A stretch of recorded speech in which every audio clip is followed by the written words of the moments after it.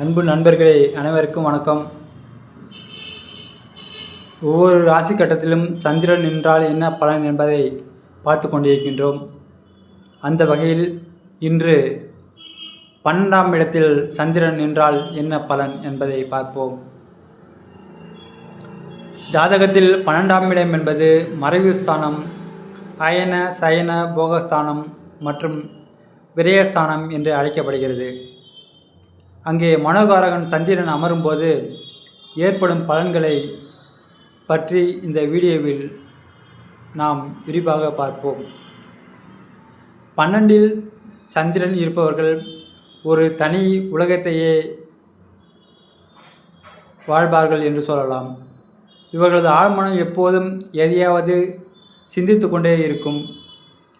வெளிப்படையாக பேசுவதை விட மனதுக்குள் இரகசியங்களை வைத்து கொள்வதில் இவர்கள் கில்லாடிகள்.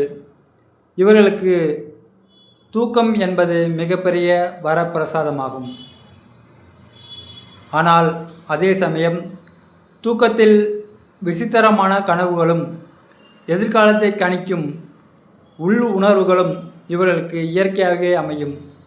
சில நேரங்களில் தேவையற்ற பயம் மற்றும் ஓவர் திங்கிங் காரணமாக தனிமையை விரும்புவார்கள்.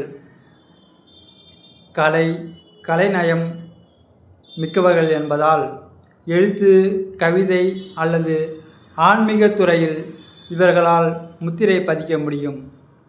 சந்திரன் ஒரு நீர்க்கிரகம். 12ஆம் இடம் என்பது பொதுவாகவே தூர தேசத்தை குறிக்கும் இடம். எனவே இவர்கள் சொந்த ஊரை விட பிறந்த இடத்தை விட்டு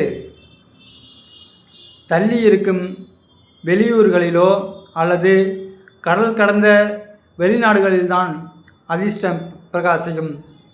இவர்கள் ஹோட்டல் மேனேஜ்மெண்ட், ஹாஸ்பிட்டல், கப்பல் போக்குவரத்து அல்லது இம்போர்ட் எக்ஸ்போர்ட் போன்ற தொழில்கள் இவருக்கு பெரும் லாபம் தரும்.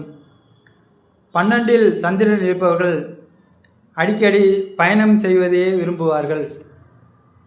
அந்த பயணங்களே இவர்களுக்கு புதிய வாய்ப்புகளையும் மன அமைதியையும் தரும். 12ஆம் இடம் விரயஸ்தானம் என்பதால் இவர்களிடம் காசு தங்குவது சவாலான காரியம். சந்திரன் அலை போன்றவர் என்பதால் பணம் வந்து கொண்டே இருக்கும். ஆனால் அதே வேகத்தில் செலவும் ஆகும். இதை தவிர்க்க இவர்கள் பணத்தை சேமிப்பாக வைக்காமல் ப்ராப்பர்ட்டி அல்லது கோல்டில் இன்வெஸ்ட்மெண்ட் செய்யலாம். மேலும் இவர்கள் பிறருக்கு உதவி செய்வதில் தாராள மனப்பான்மை கொண்டவர்கள் என்பதால் அந்த தர்ம காரியங்களே இவர்களுக்கு பின்னாளில் பெரிய புண்ணியத்தையும் பாதுகாப்பையும் தரும். 12இல் சந்திரன் இருப்பவர்களுக்கு பூர்வ புண்ணிய பலன் அதிகம் உண்டு. இவர்கள் ஆன்மீகத்தில் நாட்டம் கொண்டவர்களாகவும் தியானம் மற்றும் யோக கலைகளில் ஈடுபாடு உள்ளவர்களாகவும் இருப்பார்கள்.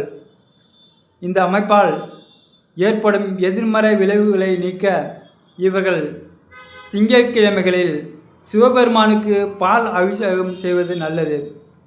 இரவு தூங்கும்போது தலைமாட்டில் ஒரு செம்பு பாத்திரத்தில் நீர் வைத்து மறுநாள் காலையில் அதை செடிகளுக்கு ஊற்றுவது மன அழுத்தத்தை போக்கும்.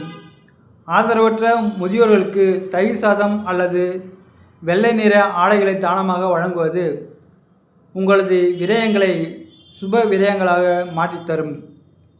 கையில் இருக்கும் பணத்தை மனைவி அல்லது தாயார் பெயரில் சேமித்து வைப்பதன் மூலம் உங்கள் செல்வம் எப்பொழுதும் நிலைத்து நிற்கும்.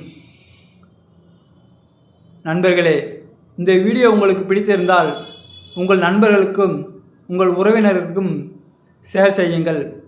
உங்களது மேலான கருத்துக்களை கமெண்டில் தெரிவியுங்கள். நன்றி, வணக்கம். வாழ்க வளமுடன்.